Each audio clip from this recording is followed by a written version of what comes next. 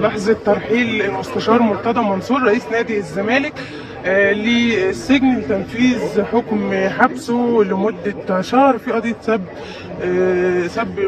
كابتن محمود الخطيب رئيس النادي الأهلي، بعد طبعا ما محكمة النقض صدرت قرار برفض الطعن المقدم من المستشار مرتضى منصور وتأييد حكم حبسه لمدة شهر في قضية سب وقذف كابتن محمود الخطيب رئيس النادي الأهلي.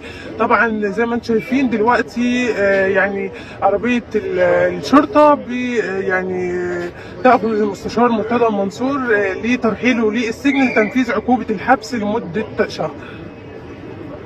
هو مش هيتحبس، هو ده بيتحبس. هو كان واقف مش في دماغه.